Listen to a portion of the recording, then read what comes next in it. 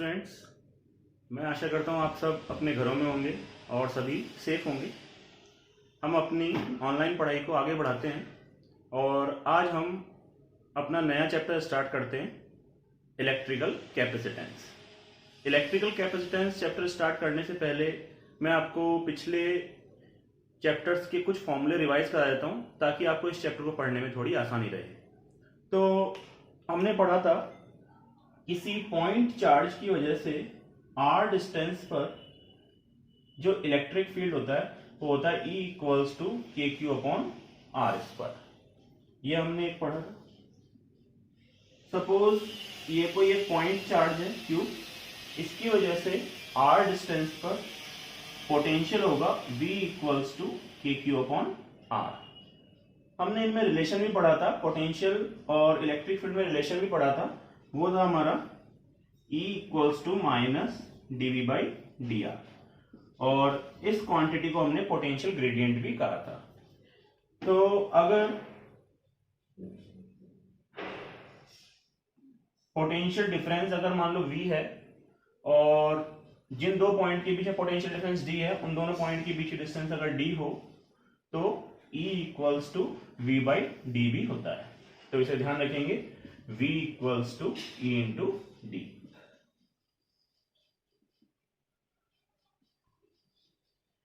इसी तरह से हमने पढ़ा था अगर एक कोई चार्ज इनफाइनाइट प्लेन शीट है तो उसकी वजह से जो इलेक्ट्रिक फील्ड था वो होता है E equals to sigma upon 2 epsilon naught. तो ये सब बातें हैं जो हमें मालूम होनी चाहिए ताकि हम इस चैप्टर को आगे पढ़ सकें। तो हमारा चैप्टर स्टार्ट करते हैं, इलेक्ट्रिकल कैपेसिटेंस।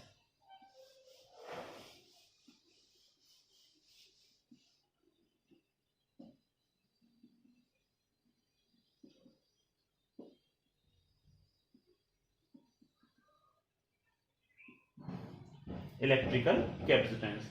तो इलेक्ट्रिकल कैपेसिटेंस पढ़ने से पहले हमें मालूम होना चाहिए कि कंडक्टर मटेरियल कौन से होते हैं और इंसुलेटिंग मटेरियल कौन से होते हैं। तो हम जानते हैं कंडक्टिंग मटेरियल वो मटेरियल होते हैं जो इजीली करंट का कंडक्शन करते हैं, जिनमें से इजीली करंट फ्लो हो जाता है, या जो फ्री इलेक्ट्रॉन्स कंसिस्ट करते हैं उन्हें हम कहते हैं कंडक्टर। इसी तरह से इंसुलेटर वे मटेरियल होते हैं जिनमें फ्री इलेक्ट्रॉन्स नहीं होते और करंट का कंडक्शन नहीं करते। तो जितने भी मेटल्स होते हैं इन्हें हम क्या कहते हैं, कंडक्टर कहते हैं, क्योंकि इनमें फ्री इलेक्ट्रॉन्स होते हैं और वो इजीली मूव भी कर सकते हैं।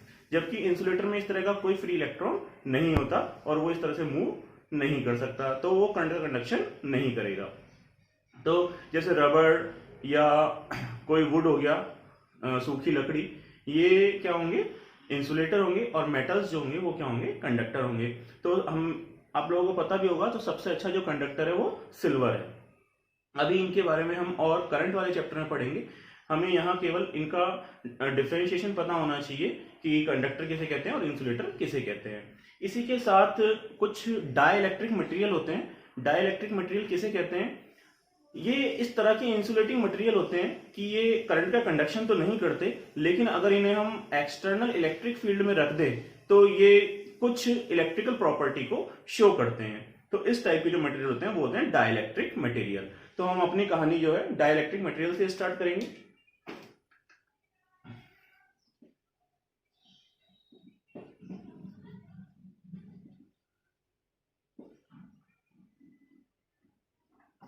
तो डाइलेक्ट्रिक मटेरियल कौन से मटेरियल होते हैं, जो करंट का कंडक्शन तो नहीं करते, लेकिन अगर इनको एक्सटर्नल इलेक्ट्रिक फील्ड में रख दिया जाए तो ये कुछ इलेक्ट्रिकल प्रॉपर्टी को शो करते हैं। तो ऐसे मटेरियल क्या होते हैं, डाइलेक्ट्रिक मटेरियल। और ये भी दो टाइप के होते हैं, एक तो होते हैं नॉन पोलर और एक होते हैं पोलर। इनको हम एक एक को समझेंगे। नॉन पोलर और पोलर मटेरियल कौन से होते हैं, हम जानते हैं कोई भी मॉलिक्यूल होता है, उस मॉलिक्यूल के न्यूक्लियस में या ये कह लो सेंटर में सारा का सारा पॉजिटिव चार्ज होता है। किसी भी कोई अगर एटम है तो उस एटम के सेंटर में न्यूक्लियस होता है, तो सारा का सारा पॉजिटिव चार्ज उसके सेंटर में होता है और नेगेटिव चार्ज जो है वो उसमें डिस्ट्रीब्यूट होता है। तो हम इसको इस तरह से इमेजिन कर सकते हैं कि सपोज ये कोई एक मॉलिक्यूल है, किसी मटेरियल का कोई मॉलिक्यूल है, और इसका जो पॉजिटिव चार्ज है वो एक जगह पर सेंटर्ड है। और नेगेटिव चार्ज जो है वो डिस्ट्रीब्यूटेड है। तो कुछ ऐसे मटेरियल होते हैं जिनमें नेगेटिव चार्ज और पॉजिटिव चार्ज का सेंटर एक ही जगह पर होता है, अलग अलग डिस्प्लेस नहीं होते। जो नेगेटिव चार्ज डिस्ट्रीब्यूटेड है इसका जो सेंटर है और जो पॉजिटिव चार्ज डिस्ट्रीब्यूटेड है उसका जो सेंटर है, अगर वो एक ही जगह कोइंसाइड करते हैं तो इस टाइप के मटेरियल जो होते हैं वो होते हैं नॉन पोलर मटेरियल। इस टाइप का जो मॉलिक्यूल होगा वो क्या होगा, नॉन पोलर होगा। लेकिन जब इस टाइप के मटेरियल को हम किसी एक्सटर्नल फील्ड में रखते हैं,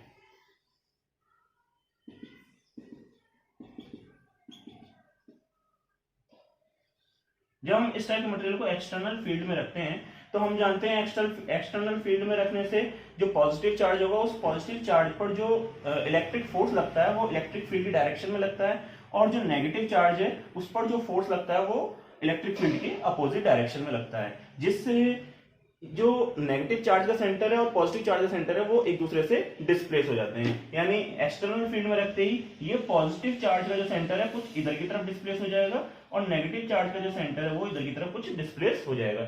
यानी अब ये जो मॉलिक्यूल है ये net electric dipole movement show करेगा, यानी पी शो करेगा, यानी इस डायरेक्शन में क्या शो करेगा, पी वेक्टर शो करेगा। तो इस तरह से ये जो मॉलिक्यूल है ये कैसा हो गया है, पोलराइज्ड हो गया है। इसके अंदर क्या डेवलप हो गया, इलेक्ट्रिक डायपोल मूवमेंट। तो इस तरह से जो इलेक्ट्रिक डायपोल मूवमेंट डेवलप हुआ है इसे हम कहते हैं इंड्यूस इलेक्ट्रिक डायपोल मूवमेंट। और ये जो फिनोमेना है इसे कहते हैं पोलराइजेशन। यानी कोई भी मटेरियल है और उस मटेरियल के पर यूनिट वॉल्यूम में अगर कुछ भी इलेक्ट्रिक डायपोल मूवमेंट डेवलप हो जाता है तो उसे कहते हैं हम पोलराइजेशन ऑफ द मटेरियल। इसके कुछ एग्जांपल्स देख लेते हैं, जैसे CH4, CO2, ये नॉन पोलर के एग्जांपल्स हैं। ये मॉलिक्यूल ऐसे होते हैं जो कैसे हैं, नॉन पोलराइज्ड हैं। लेकिन अगर यहां से ये इलेक्ट्रिक फील्ड अगर हटा लिया जाए तो वापस से इस पॉजिटिव और नेगेटिव सेंटर के बीच में क्या लगेगा, अट्रैक्शन लगेगा, और ये वापस से अपनी इनिशियल पोजीशन अचीव कर लेते हैं। तो ये जो मटेरियल होते हैं ये कौन से थे, नॉन पोलर। यानी इस तरह के मॉलिक्यूल से जो मटेरियल बनेंगे वो कैसे होंगे, नॉन पोलर मटेरियल होंगे। अब देखते हैं कि पोलर मटेरियल कौन से होते हैं। कुछ इस तरह के मॉलिक्यूल्स होते हैं, कुछ मॉलिक्यूल या एटम के ऐसे होते हैं जिनमें पॉजिटिव चार्ज का सेंटर और नेगेटिव चार्ज का सेंटर जो है वो पहले से ही कुछ डिस्प्लेस होते हैं, एक जगह ही कोइंसाइड नहीं होते। तो इस टाइप के जो मटेरियल होते हैं जिनमें इस टाइप के एटम या मॉलिक्यूल्स पाए जाते हैं उन्हें कहते हैं हम पोलर डाइलेक्ट्रिक मटेरियल कहते हैं।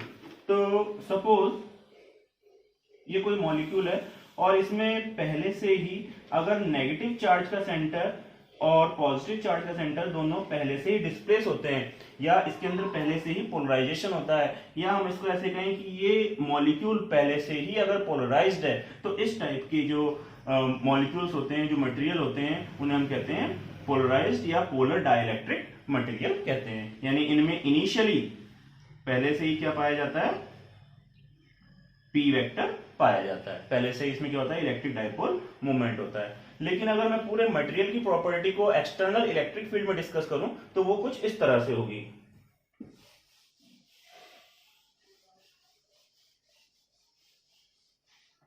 सपोज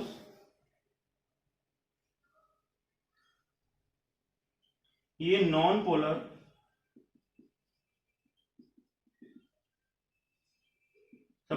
पोलर डाइलेक्ट्रिक मटेरियल है। अगर मैं इसको एक्सटर्नल इलेक्ट्रिक फील्ड में नहीं रखता हूं तो कोई भी मॉलिक्यूल पोलराइज्ड नहीं होगा। लेकिन जैसे ही इसे मैं एक्सटर्नल फील्ड में रखूंगा तो सभी मॉलिक्यूल्स क्या होंगे, वो इलेक्ट्रिक फील्ड की डायरेक्शन में क्या हो जाएंगे, पोलराइज्ड हो जाएंगे।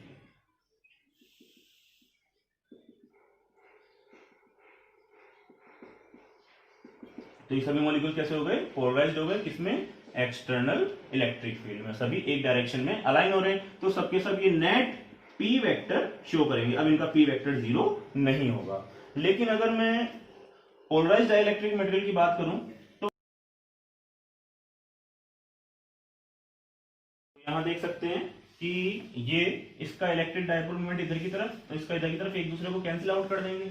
इसी तरह से इसका इलेक्ट्रिक डायपोल मोमेंट इधर की तरफ और इसका इधर की तरफ ये कैंसिल कर देंगे।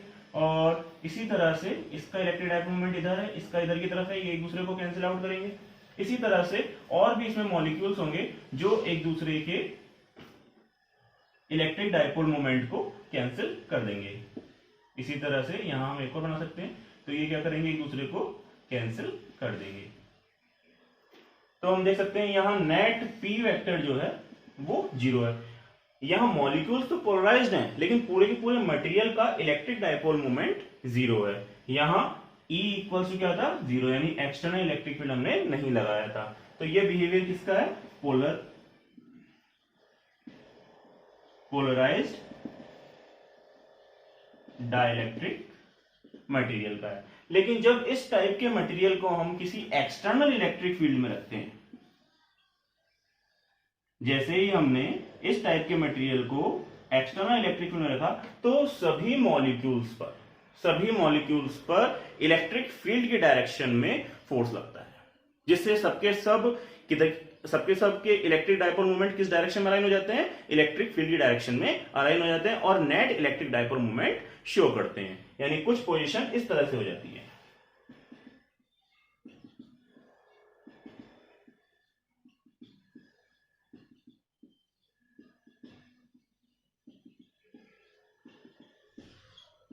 यानी सभी पर क्या लगा, इलेक्ट्रोस्टैटिक फोर्स लगा और सभी इलेक्ट्रिक डाइपोल मोमेंट किस डायरेक्शन में अलाइन होगा, ये इलेक्ट्रिक फील्ड की डायरेक्शन में अलाइन हो जाते हैं। तो अभी क्या शो करेंगे, नेट इलेक्ट्रिक फील्ड शो करेंगे, net electric dipole moment show करेंगे। तो ये बिहेवियर होते हैं पोलराइज्ड और नॉन पोलराइज्ड डाइलेक्ट्रिक मटेरियल के। इसके कुछ एग्जांपल देख सकते हैं, जैसे H2O, और भी देख सकते हैं जैसे NH3। ये सब जो है किस टाइप के मटेरियल है, polarised dielectric material. HCl, NaCl, all these are polarised dielectric material. तो आपको इनका बिहेवियर समझ में आ गया होगा। तो कुछ मटेरियल ऐसे होते हैं जिनके मॉलिक्यूल्स में नेगेटिव चार्ज का सेंटर और पॉजिटिव चार्ज का सेंटर एक ही जगह होता है, तो उस टाइप के जो मटेरियल होते हैं वो नॉन पोलराइज्ड डाइलेक्ट्रिक मटेरियल होते हैं। अगर उस टाइप के मटेरियल को हम एक्सटर्नल इलेक्ट्रिक फील्ड में रखते हैं तो वो कुछ इलेक्ट्रिकल प्रॉपर्टी शो करते हैं और उनका जो पॉजिटिव चार्ज का सेंटर है और नेगेटिव चार्ज का सेंटर है वो एक दूसरे से डिस्प्लेस हो जाते हैं और इलेक्ट्रिक प्रॉपर्टी शो करने लगते हैं। और पोलराइज्ड डाइलेक्ट्रिक मटेरियल ऐसे होते हैं जिनके मॉलिक्यूल्स में पहले से ही इलेक्ट्रिक डाइपोल मोमेंट होता है, यानी पहले से ही वो पोलराइज्ड होते हैं, लेकिन उनका जो नेट, अगर इसको मैं कहूं नेट इलेक्ट्रिक डाइपोल मोमेंट होता है वो 0 होता है। लेकिन जब इस टाइप के मटेरियल को एक्सटर्नल इलेक्ट्रिक फील्ड में रखा जाता है तो ये सबके सब electric dipole movement electric field की डायरेक्शन में अलाइन हो जाते हैं और net electric dipole movement show करते हैं। तो आप इनके बिहेवियर को समझ सकते हैं।